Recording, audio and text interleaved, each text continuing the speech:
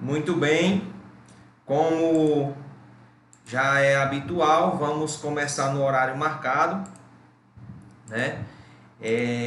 Convido você já a começarmos como de costume. Nós começamos curvando a nossa fronte, fechando os nossos olhos e orando a Deus. Sejam todos bem-vindos. Feche seus olhos, curve sua fronte e vamos falar com Deus. Oremos. Pai bondoso, te damos graças, te louvamos, te rendemos ações de graças, porque a tua misericórdia se renova a cada dia na nossa vida. Te pedimos que o teu Santo Espírito esteja conosco nesse tema tão importante, tema tão interessante. Em nome de Jesus, eu te peço e desde já te agradeço. Amém.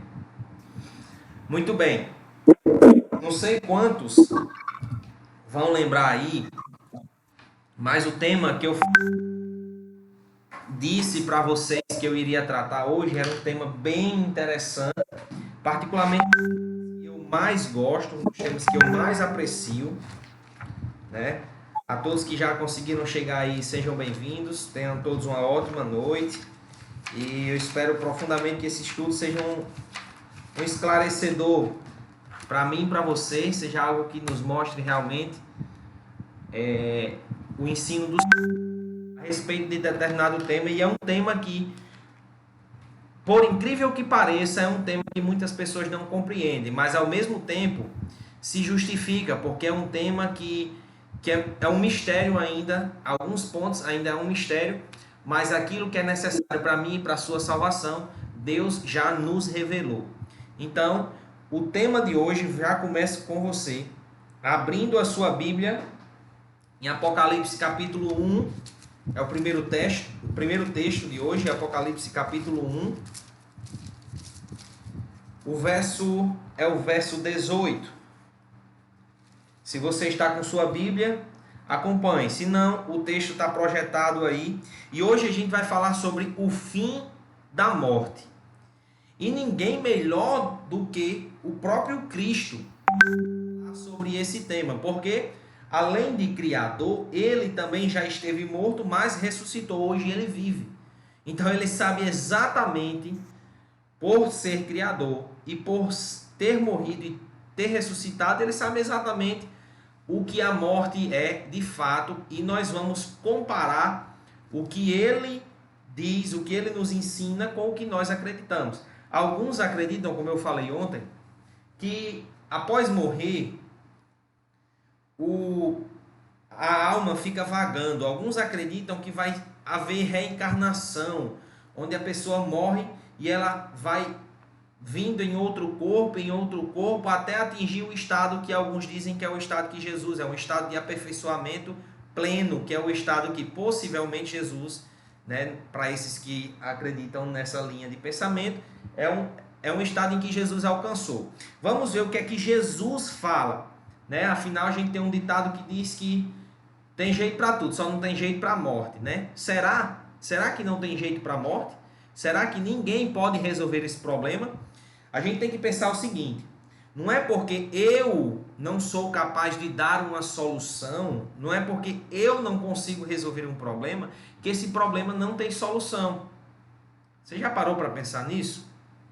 Não é porque eu não dirijo bem que não existe ninguém que dirija bem. E não é porque eu não sei fazer algo que não tenha nenhuma outra pessoa que consiga fazer. É mais ou menos isso que a gente vai entender sobre a morte. Não é porque eu e você não temos poder que ninguém tenha solução para ela. Apocalipse 1, verso 18 diz assim: aqui quem está falando é a respeito de Jesus, tá? A visão que João teve de Jesus glorificado. O verso 18 diz assim: e sou aquele que vive. Ele começa no verso 17, diz assim, ó: não temas, eu sou o primeiro e o último, aquele que estive morto, mas estou vivo pelos séculos dos séculos, e tenho as chaves da morte e do inferno. Opa! Bruno, você me falou que Não existia, você falou ontem que não existia aquela história de purgatório, inferno, céu. Muito bem. Se você for pesquisar aí, por exemplo, numa versão NVI, uma Bíblia com a nova versão internacional, ou então na Bíblia de Jerusalém, você vai ver a tradução Hades. E eu fui pesquisar no dicionário e Hades é túmulo, sepultura. Então a tradução mais correta para esse texto seria: e tenho as chaves da morte e da sepultura. E se você for na raiz grega dessa palavra que aqui foi traduzida como inferno, você vai ver a palavra Sheol. Sheol significa sepultura ou habitação dos mortos, que é o lugar onde o morto fica. Não é assim? A gente abre uma cova, coloca ele lá dentro, aquilo ali é o Sheol. Aquilo ali é o inferno, é a sepultura. A palavra inferno causa tanto desconforto na nossa vida devido a coisas que aconteceram na Idade Média, e você já deve saber o que é que eu estou falando, onde as pessoas foram induzidas a acreditar ou obrigadas a acreditar que se fossem ruins, que se não obedecessem, elas iriam para um inferno. E aí começou-se então a aparecer o inferno que nós achamos que existe hoje, que é o quê? Um lago de fogo, com um monte de cãozinho com um tridente, espetando a gente e nos machucando, nos maltratando durante um longo período de tempo, que eles dizem que é durante toda a eternidade. Mas vamos ver primeiro, aquele que é autoridade para falar sobre a morte é Cristo. A gente já entendeu isso, porque ele é criador e porque ele esteve morto, mas está vivo, pelos séculos dos séculos. Segundo, para entender o que é morte, eu preciso primeiro entender o que é vida. Uma vez que morte é o contrário de vida, ou ausência de vida. E eu quero convidar você para ler o segundo texto. Está lá no capítulo 2 de Gênesis. O ideal, pessoal, é que vocês estejam com suas Bíblias, porque você vai comparando aquilo que eu estou falando e aquilo que a gente está projetando para você, o que está na sua Bíblia. Tá? Gênesis 2, verso 16 e verso 17. Diz assim, Gênesis 2, 16 e 17, diz assim: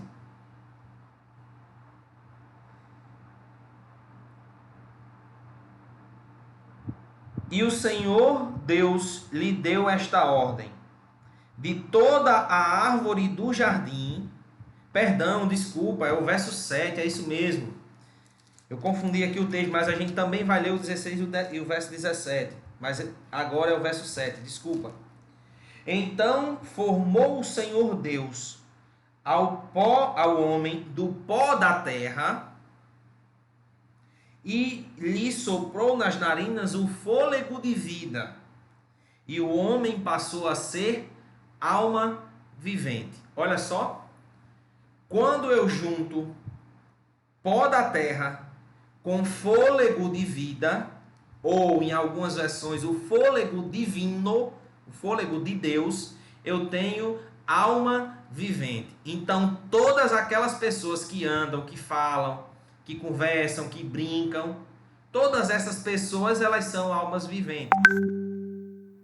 Alma não é uma entidade separada do corpo. Pela Bíblia, alma vivente é uma junção de pó da terra mais fôlego divino. Uma ilustração simples para você entender. Eu tenho uma lâmpada, por exemplo. Para ela produzir luz, eu preciso juntar a lâmpada com a eletricidade ou com a energia elétrica. Quando eu junto a lâmpada com a energia, ela produz luz. Mas a lâmpada sem energia, ela não é uma luz. Eu vou aqui no centro comprar uma luz. Não, você vai comprar uma lâmpada. Ela só é luz quando ela junta a lâmpada com a eletricidade. Eu não sei se eu fui claro. Mas se tiver alguma dúvida, pode mandar aí no chat, que a gente vai responder as dúvidas de vocês. Então, para eu entender morte, eu preciso entender o que é vida. Vida, o que é? É o pó da terra, mais o fôlego de Deus. O que é morte? A ausência do fôlego de Deus, fica só o pó. E aí o pó não anda, o pó não fala, o pó não corre, o pó não aparece, o pó não balança a rede. E o que é então que aparece, que conversa, que conta segredos para as pessoas? A gente vai ver já já. E então, pó da terra mais fôlego igual a alma vivente, ou igual a vida. Sem o fôlego, morte. Pó não tem consciência. E por que nós, eu e você, por que nós como humanidade, de Adão para cá, nós passamos então agora a morrer? Por quê? A gente já leu sobre esse texto, a gente já leu sobre isso, lá em Romanos 6:23, mas eu quero ler o que Bruno vai projetar agora, que é Gênesis 2, versos 16 e 17, que diz assim, passa só uma página aí da sua Bíblia. E o Senhor Deus lhe deu de toda a árvore do jardim, comerás livremente. Mas da árvore do conhecimento do bem e do mal não comerás, porque no dia em que dela comeres, certamente morrerás. E aí você vai lembrar daquele texto que está lá em Romanos 6:23, que diz que o salário do pecado é a morte, mas o dom gratuito de Deus é a vida eterna em Cristo Jesus. O homem passou a herança para os seus filhos até chegar à nossa geração, de que aqueles que forem pecadores, enquanto Cristo não voltar, esses irão morrer. E nós estamos enfrentando a morte de forma muito aberta, de forma muito constante, melhor dizendo, todos os dias. Quantas e quantas pessoas têm morrido com essa pandemia? E a morte parece que ela está bem próximo de nós, parece que está nos rodeando. Mas há uma esperança. Antes de eu lhe contar a esperança, eu preciso lhe dizer uma coisa. Os mortos, eles não aparecem. Os mortos, eles não puxam seu pé, nada disso. Os mortos, eles não têm estado de consciência algum. Abra sua Bíblia em Eclesiastes, Provérbios. Você vai ali no meio da Bíblia, tem Salmos, Provérbios, Eclesiastes, capítulo 9, verso 5 e verso 6. A palavra do Senhor diz assim: porque os vivos sabem que hão de morrer, mas os mortos não sabem coisa nenhuma, nem tampouco terão eles recompensa, porque a sua memória jaz no esquecimento. Amor, ódio e inveja para eles já pereceram, mas para sempre não tem eles parte em coisa alguma debaixo do sol. Eu não estou dizendo aqui que as experiências de pessoas com, abre aspas, almas, né, que a gente costuma falar fantasma ou coisa do tipo, são mentirosas. O que eu estou dizendo é que por mais que pareça a sua avó, a sua mãe, um parente seu, um amigo seu que faleceu, não é ele, porque os mortos não têm estado de consciência algum. E para falar, para andar, para conversar, tudo isso ele precisaria estar consciente. Uma pessoa morre, quebra-se a harmonia que houve, quebra-se a ligação que houve entre o pó da terra e o fôlego de Deus. Quebrando essa conexão, é impossível que haja vida. Vida só em Deus. Se eu volto a ser pó e não tenho mais o fôlego, isso quer dizer que eu não tenho mais vida. É impossível que os mortos apareçam aos vivos. Tá, Bruno, você está só enrolando. E quem é, enfim, que aparece? Porque eu tenho uma vizinha que me disse que apareceu, que conversou com um filho que morreu. Queridos, eu quero contar uma história antes de ler o próximo verso. Um certo exército foi enviado para uma terra distante, para uma guerra. E depois de algum tempo, passaram-se alguns anos, né? E saiu uma com os nomes dos soldados que foram ou mortos ou desaparecidos. Aqueles soldados que o pessoal não tinha um paradeiro, não sabia onde é que eles estavam, não havia localizado. E ao conferir aquela lista, uma mãe identificou o nome do seu filho lá. E aquela mãe, não sei quantas aqui são mães ou pais, mas aquela mãe ficou simplesmente arrasada. Aquela mãe ficou desesperada, aquela mãe ficou sem esperanças. Até que uma pessoa chegou para ela e disse: olha, conheço alguém que pode ajudar você a conversar novamente com o seu filho. E aquela mãe se interessou. Ela foi agora conhecer essa pessoa. Aquela pessoa disse que estava recebendo ali uma entidade, que aquela entidade era o filho dela, e começou a conversar com aquela mãe.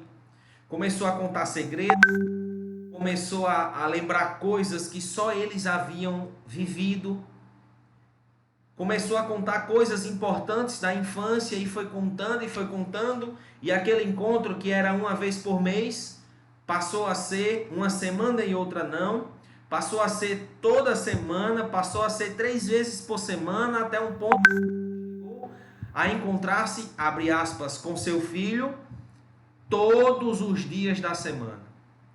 E aquela mulher ia todos os dias conversar com seu filho, abre aspas.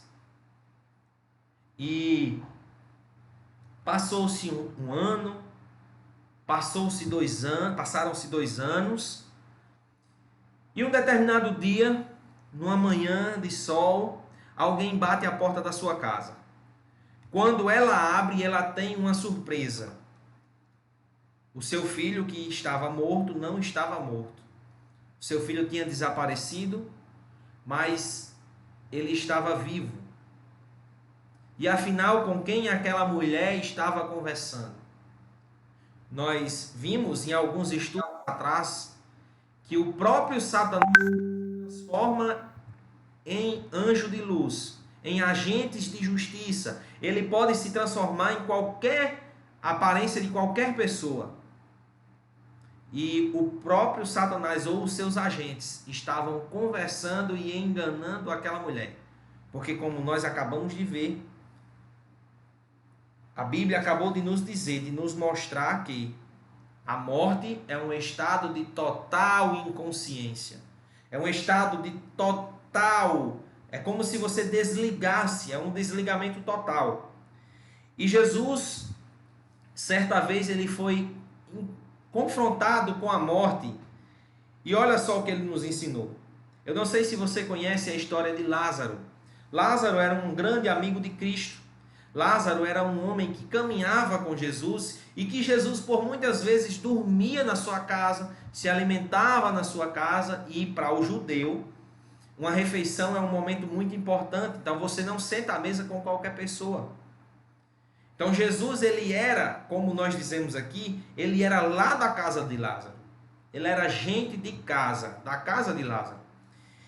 Até que um dia, Jesus, em seu ministério de curas, em seu ministério de pregação, atendendo às necessidades do povo, alguém chega para ele e diz: Jesus, Lázaro, a quem tu amas, aquele teu amigo verdadeiro, Lázaro morreu. E Jesus diz: não se preocupe, Lázaro ele dorme. Esse texto está lá em João, capítulo 11, do 11 ao 13. Jesus diz: Lázaro dorme, não se preocupe. E aí insistiram, e Jesus apareceu na casa de Lázaro depois de 4 dias que ele estava morto. E aqui Jesus, ele já nos ensina uma coisa. Os judeus, eles pensavam, né? Ali o pessoal daquela região tinha um costume de achar que quando a pessoa morria, né? Ficava ali, o espírito ficava ali por 2 ou 3 dias, para que caso tivesse alguma oportunidade, ele voltasse para o corpo e a pessoa voltasse a viver. Jesus ele já queria desfazer esse ensino, mas também, para mim e para você, o que ele entende e o que ele define que é a morte. E aí Jesus diz assim: Lázaro dorme. As irmãs dizem, chorando, Jesus, se tu viesse antes, tivesses vindo antes, Lázaro não teria morrido. Lázaro apenas dorme. Está dormindo. Não, Jesus, já faz 3 dias e o corpo, já faz 4 dias e o corpo está cheirando mal. Lázaro apenas dorme. Jesus ele estava comparando a morte a um sono. E tem 3 características importantes que eu gostaria de destacar. No sono, nós estamos inconscientes ao que acontece ao nosso redor. Nós não conseguimos perceber, nós não conseguimos interagir de forma consciente no que está acontecendo ao nosso redor. Outro fator, nós estamos em plena inatividade. E quando nós dormimos, nós descansamos na esperança de que Jesus, de que Deus nos dará a ordem ao amanhecer para que possamos despertar. Da mesma forma é a morte. Por isso que Cristo estava dizendo que Lázaro apenas dormia. E aí o restante da história talvez você já conheça, ele ressuscitou Lázaro. Houve alegria naquela casa, mas Cristo queria ensinar que a morte, ela se equipara a um sono. Plena inconsciência, inatividade e descanso na esperança de que Deus nos dará a oportunidade de acordar. Essas são as características. E quando os seres humanos despertarão para receber a consequência ou a recompensa de sua vida, salvação ou morte? Próximo texto está lá em João, capítulo 5, versos 28 e 29, é o texto que nós iremos ler agora. Vai ser projetado aí para vocês. João, capítulo 5, verso 28 e verso 29, diz assim: Não vos maravilheis disso, porque vem a hora em que todos os que se acham nos túmulos ouvirão a sua voz e sairão. Os que tiverem feito o bem, para a ressurreição da vida, a primeira ressurreição. Os que tiverem praticado o mal, para a ressurreição do juízo. Ah, Bruno, quer dizer que aqui há uma contradição na Bíblia, porque Paulo diz que o justo viverá pela fé. Ou melhor dizendo, toda a Escritura apresenta que a salvação é pela fé em Jesus Cristo. Lembra que eu falei que a fé em Jesus, ela opera mudanças, ela ocasiona mudanças na minha e na sua vida? Exatamente isso. Aqueles que tiverem fé em Jesus e viverem com esse Jesus, como consequência, irão praticar as boas obras da salvação, as obras da vida, as obras que irão resultar na primeira ressurreição. Aqueles que rejeitarem a Cristo irão praticar as obras da carne, as obras do pecado, as obras que receberão a recompensa na segunda ressurreição, a ressurreição da morte. Cada um segundo as suas obras. O grupo dos salvos, segundo as obras que por fé eles aceitaram, as obras de Cristo. O grupo dos perdidos, as suas obras que eles mesmos tiverem praticado. A morte, ela não é o fim. A morte, ela tem sim uma solução. A solução, Cristo. Não tem outro. Não tem outro a não ser Cristo. Ele é o único que nos pode dar a vida. Ele diz: eu sou o caminho, a verdade e a vida. Ninguém vai ao Pai senão por mim. Tem outro detalhe interessante. Cristo Deus, só eles têm a vida. Afinal, eles são criadores. Eu e você não temos a vida em nós não temos como garantir que nós teremos vida amanhã. Porque nós não temos a vida em si. Nós recebemos a vida de Deus a cada segundo que Ele nos concede. A cada momento. Ei, você vai dormir e você só desperta porque Deus permite que assim aconteça. Se não fosse por Deus, eu e você não acordaríamos todas as manhãs e não teríamos uma nova chance, um novo dia. E agora eu vou lhe apresentar a grande e a mais esplendorosa esperança para aqueles que agora choram, para aqueles que agora sofrem por causa dos mortos, não só pelo Covid, mas por conta dos mortos de câncer, por conta daqueles que têm complicação com diabetes e acabam falecendo, por aqueles que vivem com problemas de saúde por longos tempos, por longos anos, por aqueles que sofrem com a violência. Esse é um texto que nós vamos ler ao longo desse curso algumas vezes. É um texto muito lindo, é um texto muito profundo, é um texto muito belo. Apocalipse 21, verso 4. Diz assim: e lhes enxugará dos olhos toda lágrima, e a morte já não existirá. Já não haverá pranto, nem luto, nem dor, porque as primeiras coisas já passaram. O plano de Deus é que todos nós, sem exceção, façamos parte desse grupo. Do grupo que vai ter todas as suas lágrimas enxutas. Do grupo que vai ser recebido por Deus. Do grupo que vai ter as lágrimas enxutas pelo próprio Cristo. Do grupo que vai receber dele a coroa da eternidade. Eu não sei quais são as suas dificuldades, eu não sei quais são os seus problemas.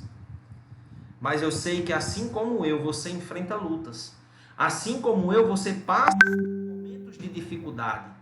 Assim como eu, você trava uma luta, muitas vezes, contra o pecado de forma direta, querendo fazer o correto, mas com a sociedade e até mesmo com a nossa própria carne querendo fazer o que é errado. Entregue as suas lutas ao Senhor. Coloque as suas dificuldades nas mãos dele. E receba dele. Olha só que troca maravilhosa. Você entrega problemas para ele e ele lhe devolve a coroa da eternidade. E ele lhe devolve a vida abundante que ele sempre sonhou. Quer você fazer parte desse grupo que vai receber do Senhor a vida eterna? Se você quer receber de Jesus a vida eterna, deixa um legalzinho aí. Coloca um legalzinho aí. E aqueles que vão no YouTube, você pode deixar assim: eu aceito viver com Jesus. Eu aceito a salvação que Ele tem para me dar. Se você tem vontade que Jesus enxugue dos seus olhos toda lágrima, feche seus olhos e vamos fazer uma oração a Deus. Querido Deus, estamos gratos, Senhor, por Tua bondade, por Tua misericórdia, pelo Teu amor, pelo Teu cuidado e, sobretudo, pela salvação que o Senhor tem nos ofertado a cada dia. Louvado seja o Teu nome, Senhor, porque o Senhor é bom e a Tua misericórdia se renova na nossa vida todos os dias, a cada manhã. Dá-nos forças para Te seguir verdadeiramente, dá-nos forças para colocar os nossos problemas em Tuas mãos, confiar no Senhor e aguardar que do céu virá o nosso socorro. Esse é o nosso pedido, também a nossa gratidão a Ti, em nome de Jesus. Muito bem, a todos, muito obrigado por estarem aqui. E se eu fiquei feliz, pode ter certeza que Jesus ele ficou muito mais feliz. Que Deus abençoe vocês. Amanhã, 19h30, nós estamos aqui novamente. Tá bom? Tchau, tchau. Até amanhã. Fiquem com Deus.